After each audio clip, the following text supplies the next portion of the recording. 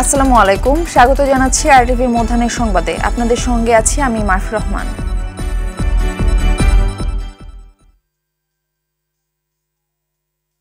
আজ ঐতিহাসিক 23 জুন, বাংলাদেশ আওয়ামী লীগের প্রতিষ্ঠা বার্ষিকী। এ উপলক্ষে জাতির পিতা বঙ্গবন্ধু শেখ মুজিবুর রহমানের প্রতিকৃতিতে শ্রদ্ধা জানিয়েছেন প্রধানমন্ত্রী শেখ হাসিনা। সকালে ধানমন্ডি 32 নম্বরে বঙ্গবন্ধু স্মৃতি জাদুঘরের সামনে বঙ্গবন্ধুর প্রতিকৃতিতে পুষ্পস্তবক অর্পণ করেন তিনি। প্রথমে প্রধানমন্ত্রী হিসেবে বঙ্গবন্ধুর প্রতিকৃতিতে শ্রদ্ধা নিবেদন করেন শেখ হাসিনা। পরে আওয়ামী লীগ সভাপতি হিসেবে দলের শীর্ষ নেতাদের নিয়ে দ্বিতীয়বার শ্রদ্ধা জানান তিনি। শ্রদ্ধা জানানো শেষে দলের সাধারণ সম্পাদক ওবায়দুল কাদের বলেন, অঙ্গীকারের চলার পথে প্রধান বাধা বর্ণচোরা বিএনপি। অভিন্ন এই শত্রুকে পরাজিত করে আওয়ামী লীগ স্মার্ট বাংলাদেশ নির্মাণ করবে।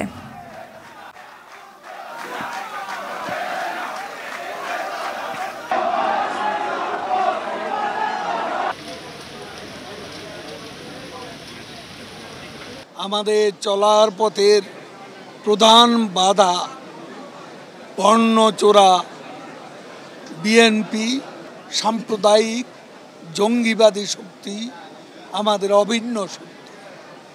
এই অভিন্ন শত্রু বিএনপির নেতৃত্বে ঐক্যবদ্ধ। আমাদের আজকে অঙ্গীকার, আমাদের আজকের শপথ, এই অপশক্তিকে পরাজিত করতে হবে। দেশের বৃহত্তম প্রাচীনতম ঐতিহ্যবাহী রাজনৈতিক দল আওয়ামী লীগের ৭৫তম প্রতিষ্ঠা বার্ষিকী উপলক্ষে প্লাটিনাম জয়ন্তী উদযাপন করছে। বিকেল ৩:৩০টায় আলোচনা সভায় যোগ দিবেন আওয়ামী লীগ সভাপতি প্রধানমন্ত্রী শেখ হাসিনা। এই উপলক্ষে সকাল থেকে সোহরাওয়ার্দী উদ্যানে জড়ো হচ্ছেন নেতাকর্মীরা। আলোচনা সভায় আওয়ামী লীগ ও সহযোগী সংগঠনের নেতাকর্মী ছাড়াও কূটনৈতিক ও বিশিষ্ট ব্যক্তিবর্গ অংশ নেবেন।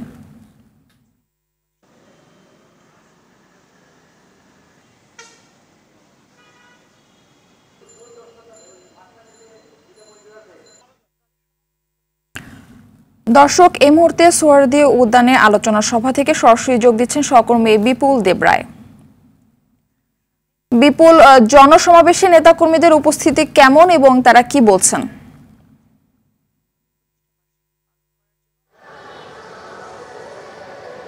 মারপি, আপনি যেমনটা বলছেন, আসলে আজকে বিকাল 3:30 থেকে কিন্তু এই মূল আলোচনা সভাটি শুরু হবে। অর্থাৎ মাননীয় প্রধানমন্ত্রী শেখ হাসিনা কিন্তু এখানে উপস্থিত হবেন 3:30টার দিকে। সে তখন থেকে কিন্তু এই মূল আয়োজনটা শুরু হবে। এর আগে একটু বলে রাখতে চাই যে আসলে এই আওয়ামী লীগের প্রতিষ্ঠা বার্ষিকী উপলক্ষে কিন্তু সকাল থেকে কিন্তু এই সোহরাওয়ার্দী উদ্যানের সাধারণ নেতাকর্মী হতে শুরু করে বিভিন্ন পর্যায়ে নেতাকর্মী কিন্তু জড়ো হতে শুরু করেছে এবং ঢাকা মহানগরের পাশাপাশি কিন্তু আশপাশের যে জেলাগুলো হয়েছে সেই সাথে সারা বাংলাদেশ থেকে কিন্তু নেতাকর্মীরা কিন্তু একেবারে দলে দলে কিন্তু আসতে শুরু করেছে। আমরা এই সোহরাওয়ার্দী উদ্যানের যে বিভিন্ন মাঠের যে গেটগুলো রয়েছে সেই গেটের প্রবেশ পথগুলোতে আমরা দেখতে পেয়েছি বিভিন্ন নেতাকর্মী কিন্তু আসতে শুরু করেছে। বিশেষ করে জেলা পর্যায়ে যারা আছেন তারা কিন্তু একটু সকাল সকাল কিন্তু আজকে এই সমাবেশে হাজির হচ্ছেন এবং ঢাকা মহানগরে যে সিনিয়র নেতৃবৃন্দ রয়েছেন তারাও কিন্তু ইতিমধ্যে একজন দুজন করে প্রবেশ করতে শুরু করেছে।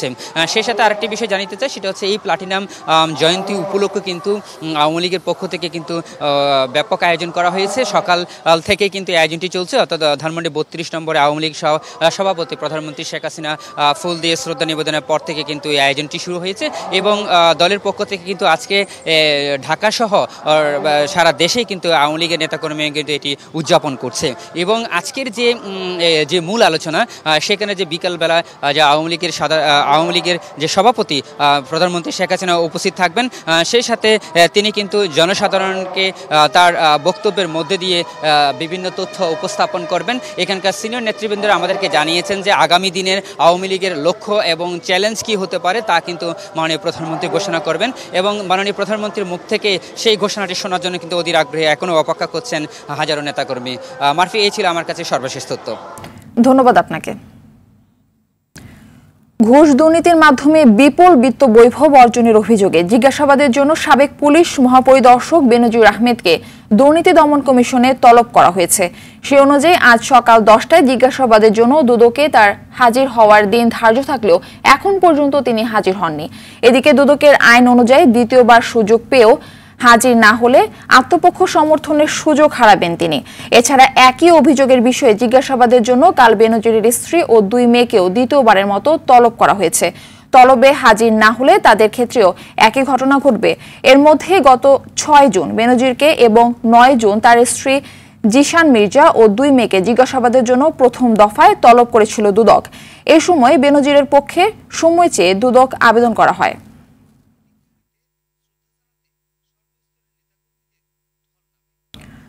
দর্শক, এই বিষয়ে আরো জানাতে দুদক কার্যালয় থেকে সরাসরি যুক্ত হচ্ছেন সহকর্মী ইকবাল অনেক। পুলিশের সাবেক মহাপরিদর্শক বেনজির আহমেদের দুদকে আসার কথা রয়েছে, তো সে বিষয়ে আপনার কাছে কি তথ্য আছে জানাবেন। মারফি, আপনি যেমনটি বলছিলেন যে পুলিশের সাবেক মহাপরিদর্শক বেনজির আহমেদের আজকে দুদকে আসার কথা রয়েছে, তবে এখন পর্যন্ত কিন্তু দুদকে তিনি আসেননি। এর আগে কিন্তু 6 জুন তার দুদক তলব করেছিল তাকে, তারও কিন্তু সেদিনে কিন্তু তিনি সময় চেয়ে আবেদন করেন এবং 9 জুন কিন্তু তার স্ত্রী এবং 2 সন্তানকেও কিন্তু দুদক তলব করেছিল। তখন কিন্তু এই একইভাবে তারা সময় চেয়ে আবেদন করেছিলেন, সময় চেয়ে দুদক কিন্তু তাদেরকে সময় দিয়েছিল। আজকে কিন্তু সেই সময় বেনজির আহমেদের আজকে উপস্থিত হওয়ার কথা, কিন্তু এখন পর্যন্ত তিনি উপস্থিত হননি এবং আজকের উপস্থিতিতে তার আত্মপক্ষ সমর্থনের যে সুযোগটি ছিল সেটি কিন্তু তিনি এখন পর্যন্ত না আসায় এখন পর্যন্ত কিন্তু কোনো আত্মপক্ষ সমর্থন দিতে পারেননি। বা তার আজকে যদি তিনি আত্মপক্ষ সমর্থন না করেন বা তার সম্পদের যে অবৈধ সম্পদ অর্জনের যে অভিযোগগুলো রয়েছে সেগুলো নিয়ে তার বক্তব্য লিখিত আকারে বা তার সশরীরে এসে দাখিল না করেন, তাহলে কিন্তু দুদক তার কোনো বক্তব্য নেই বলে গণ্য করবেন এবং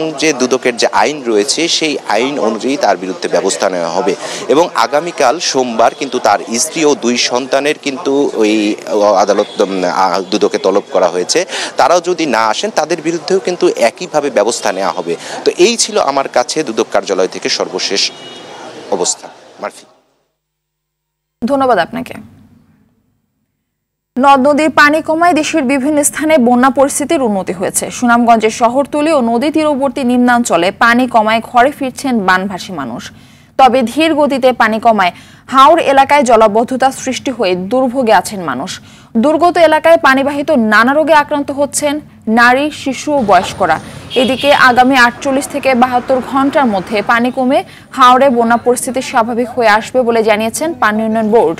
কুড়িগ্রামে তিস্তা, ধরলা ও দুধকুমার সহ সবকটি নদীর পানি বিপদসীমার নিচ দিয়ে প্রবাহিত হচ্ছে। তারপরও দুর্ভোগ কমেনি চরাঞ্চল ও নিম্নাঞ্চলের মানুষের। সিরাজগঞ্জ যমুনা নদীর পানি কমে বিপদসীমার 98 সেন্টিমিটার নিচ দিয়ে প্রবাহিত হচ্ছে। এখনো পানি আর 2-2.5 ফুট আছে, আর 1 সপ্তাহ লাগবো এই পানি যেতে। 3 ফুট 4 ফুট ঘরের ভিতরে পানি। এই সমস্যা 5 দিন থেকে আসছে। সমর পানি আসিল ঘরে গেছিলাম কি আমরা করলে আশ্রয় কেন্দ্র গেল, আশ্রয় লইয়া হারিন। ওখানে আমরা 4-5 দিন না গেলে আমরা ঘরের পানি নামতো না, যাইতাম পারতাম না। বন্যা কাশি এখন বাদাম টাদাম তোলা বাদামও মানুষের গেছে, অনেক ভাসি গেছে।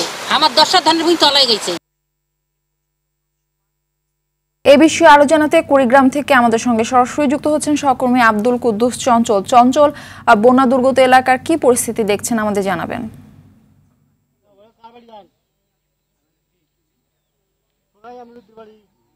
মারফি, বন্যা দ্রুতই উন্নতি হচ্ছে। কুড়িগ্রামের যে নদ নদীগুলো রয়েছে সবগুলোর পানি কিন্তু এখন বিপদসীমার অনেক নিচ দিয়ে প্রবাহিত হচ্ছে, ফলে অনেক দ্রুতই কিন্তু বন্যার উন্নতি হচ্ছে। আপনাকে জানিয়ে রাখছি যে একদম নদীর তীরবর্তী যে নিম্নোচ্চ অঞ্চলগুলো রয়েছে সেগুলোর বাড়িঘরের আশপাশ দিয়ে পানি রয়েছে, ফলে কিন্তু তাদের যোগাযোগের কিছুটা বিঘ্ন ঘটেছে। এছাড়া কিন্তু বাড়িঘর থেকে পানি নেমে গেছে। এছাড়াও এই সমস্ত চরাঞ্চলের যে আবাদ রয়েছে সেই আবাদগুলো বিশেষ করে পাট, আউশ ধান, বাদাম এবং চীনা সহ কাউন এবং যে আমন ধানের বীজতলা রয়েছে সেগুলো কিন্তু পানিতে তলিয়ে গিয়েছিল। তো সেইগুলো কিন্তু একটু নষ্ট হওয়ার সম্ভাবনা রয়েছে। কৃষি বিভাগ যেটি জানিয়েছে যে এ পর্যন্ত 1320 হেক্টর আবাদি জমি কিন্তু পানিতে নিমজ্জিত হয়েছিল। তো বন্যা পরবর্তীতে তারা কিন্তু এই ক্ষয়ক্ষতি নিরূপণ করে জানাবেন বলে জানিয়েছেন। আরেকটি বিষয় পানি উন্নয়ন বোর্ড যেটি জানিয়েছেন আগামী 2-3 দিনের মধ্যেই কিন্তু বন্যা পরিস্থিতি একদম স্বাভাবিক হয়ে যাবে, ফলে কিন্তু যে দুর্ভোগ সেটি কিন্তু অনেকটাই কমে যাবে। আরেকটি বিষয় রয়েছে যে নদীর পানি কমার সাথে সাথে কিন্তু ভাঙন তীব্র হয়েছে। এ পর্যন্ত কিন্তু 9টি স্থানে প্রায় 2 কিলোমিটার জুড়ে কিন্তু ভাঙন সৃষ্টি হয়েছে, ফলে কিন্তু অনেকের ঘর বাড়ি এই ভাঙনে বিলীন হয়েছে। পানি উন্নয়ন বোর্ড যেটি জানিয়েছেন যে এমার্জেন্সি ওয়ার্ক হিসেবে তারা বালি ভর্তি জিও ব্যাগ ফেলে এই ভাঙন রোধে চেষ্টা করছে আর কি। তো সব মিলিয়ে বলা যায় যে কুড়িগ্রামের বন্যার অনেকটা উন্নতি হয়েছে। মানুষের নিম্ন অঞ্চলে মানুষের কিছুটা দুর্ভোগ থাকলেও এটা 2-1 দিনের মধ্যেই কিন্তু দুর্ভোগ কমে যাবে। তো এই ছিল আমার কাছে কুড়িগ্রামের বন্যা নিয়ে সর্বশেষ খবরাখবর। মারফি, ধন্যবাদ আপনাকে। চলে যাচ্ছি পরবর্তী সংবাদে। বরগুনার আমতলীতে ব্রিজ ভেঙে মাইক্রোবাস পানিতে ডুবে এক পরিবারে 4 জন সহ একই এলাকার নিহত 7 জনের পারিবারিক কবরস্থানে দাফন শেষ হয়েছে। সকালে জানাজা শেষে তাদের পারিবারিক কবরস্থানে দাফন করা হয়। এর আগে গভীর রাতে 7 জনের মৃতদেহ বাড়িতে পৌঁছয়। এ সময় স্বজনদের মৃতদেহ দেখে কান্নায় ভেঙে পড়েন পরিবারের সদস্য ও এলাকাবাসী। এ সময় দুর্ঘটনার সুষ্ঠু তদন্তের দাবি জানান এলাকাবাসী। দুর্ঘটনায় শিবচর উপজেলার ভদ্রাসন ইউনিয়নের সাহাপাড়া গ্রামের মৃত ফজলুর রহমান খানের স্ত্রী ফরিদা বেগম, ছোট ছেলের স্ত্রী রাইতি আক্তার, তার মা রুমি বেগম সহ একই উপজেলার পার্শ্ববর্তী লোক্রচক্র মুন্নি বেগম, তার 2 মেয়ে তাহিয়া ও তাসদিয়া ফাতেমা আক্তারের ঘটনাস্থলে মৃত্যু হয়। নবনিযুক্ত সেনাপ্রধান হিসেবে বেলা 1:30টার দিকে জেনারেল ওয়াকার উজ্জামান দায়িত্ব গ্রহণ করবেন। 18তম সেনাপ্রধান হিসেবে নিয়োগপত্র লাভ করেন, যা 23 জুন 2024 থেকে পরবর্তী 3 বছরের কার্যকর হবে। ইতিপূর্বে তিনি লেফটেন্যান্ট জেনারেল হিসেবে চিফ অব জেনারেল স্টাফ এর দায়িত্ব পালন করছেন। এদিকে বাংলাদেশের স্বাধীনতা যুদ্ধে স্মৃতিস্তম্ভ শিখা অনির্বাণে পুষ্পস্তবক অর্পণ করেছেন বিদায়ী সেনাপ্রধান জেনারেল SM শফিউদ্দিন আহমেদ। সকাল 10টায় শিখা অনির্বাণে পুষ্পস্তবক অর্পণ করে মহান মুক্তিযুদ্ধে শাহাদাত বরণকারী সশস্ত্র বাহিনীর সদস্যদের স্মৃতির প্রতি শ্রদ্ধা শেষে সেখানে থাকা পরিদর্শন বইয়ে স্বাক্ষর করেন SM শফিউদ্দিন আহমেদ। পরে সেনাকুঞ্জে গার্ড অব অনার দেওয়া হয় বিদায়ী সেনাপ্রধানকে।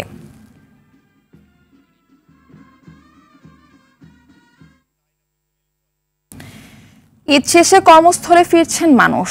এতে ঢাকা টাঙ্গাইল বঙ্গবন্ধু সেতু মহাসড়কে যাত্রী যানবাহনের চাপ রয়েছে। সড়কের কালীহাতী উপজেলার এলেঙ্গা থেকে জোকারচর পর্যন্ত 10 কিলোমিটার এলাকায় যানজটের সৃষ্টি হয়েছে। মহাসড়কে যানবাহন বিকল, অতিরিক্ত গাড়ির চাপ, 4 লেনের কাজ চলায় ভোর থেকে এ যানজট দেখা দেয়।